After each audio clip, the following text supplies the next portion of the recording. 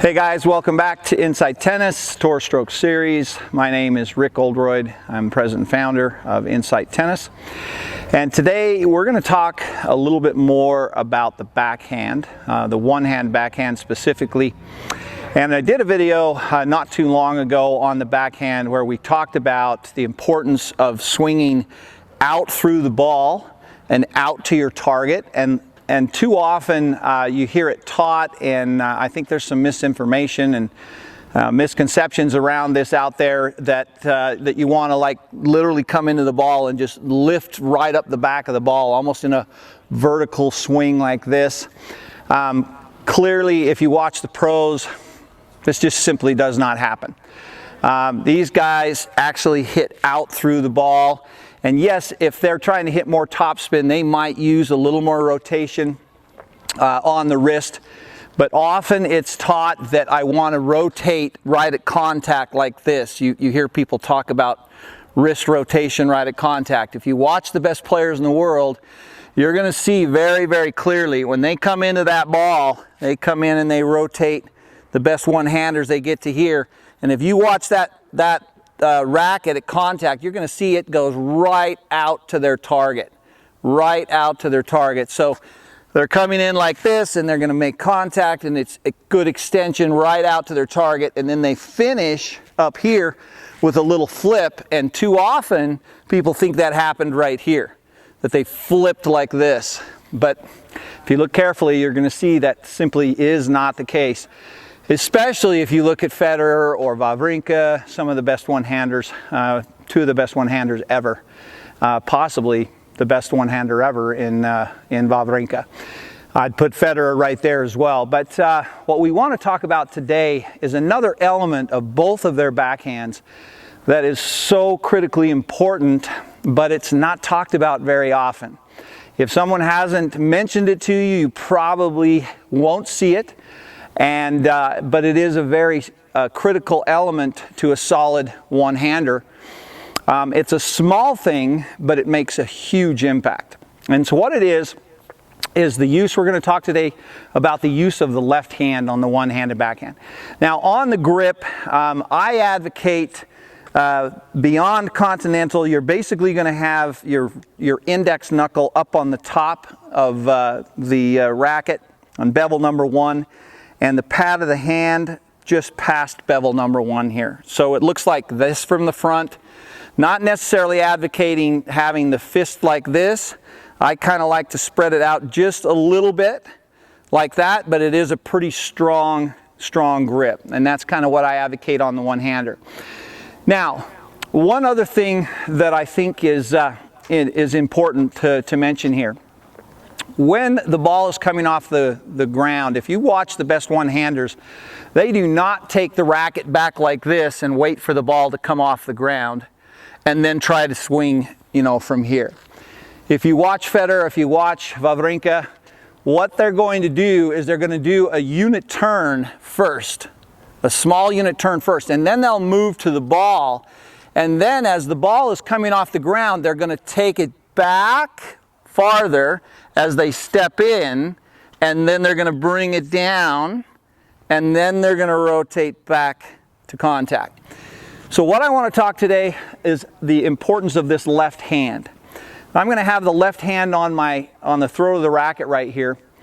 And what I see at the recreational levels and the club levels, even at the college level, players specifically, let go of the left hand far too early.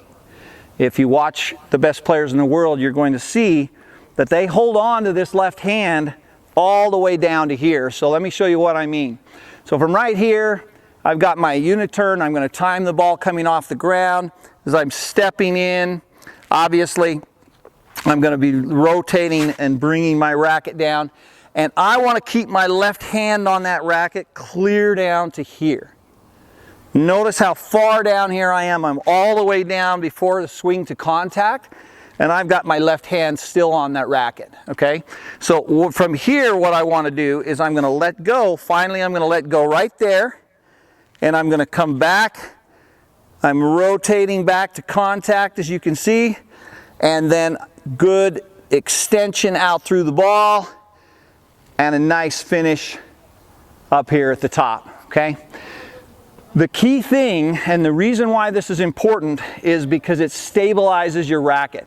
So as you're taking that racket back, you're stabilizing it with that left hand, and you've got that good shoulder turn, but clear down to here, I still have a hold of my left hand on that racket. Right there is where I let go. And then I'm going to swing back to contact, and good extension out through the ball, out to my target. Okay, so it's going to look something like this in regular motion. Ball's coming off the ground. I've got good hip and shoulder rotation, timing, boom, and I'm going to let go right there. Okay, so same thing. Unit turn. Notice I'm just taking that racket back slightly, turning my shoulders, starting the turn as I move out to the ball. And I'm going to step in. That's when I'm going to take the racket back farther so I can time it coming off the ground. And I obviously want that to be a smooth transition. So here, so I'm timing it right there. I'm going to let go of my left hand right there. And then bang, I'm right here to contact. Good extension out through the ball. So one more time. Looks like this. Here, bam. Okay? Here. Try that next time you guys are out there on the court. It's going to help you stabilize the racket. That left hand will help stabilize the racket before the swing to contact. It's going to allow you to be a lot more consistent because there's not much that can go wrong if you get that racket in that right place, and then you can uncoil the body and release the racket out through contact, good extension out to your target. Hopefully that's going to be helpful for you guys the next time you're out there. Give that a try. If you like the video, click the link below and subscribe to the channel, Insight Tennis. Also, visit the website at insighttennis.com. And we have just finished a series on the forehand, the forehand mastery training course. And I'm going to go ahead and give you the link at the bottom if you want to go ahead and check that out. But we're also going to be doing one on the backhand, specifically the one-hand backhand first and then the two-hand backhand. So be watching for that. If you want to know launch dates and want to participate in that promotion, feel free to email me at rick@insighttennis.com. And I'll be happy to let you know when that launch date will be so you can take advantage of the promotion we'll have with that. Again, guys, hopefully this is going to be helpful for you. Leave any comments or questions, click the notifications button below. Check out the website at insighttennis.com. And as always, thank you so much for your time, and we'll see you guys next time out on the court.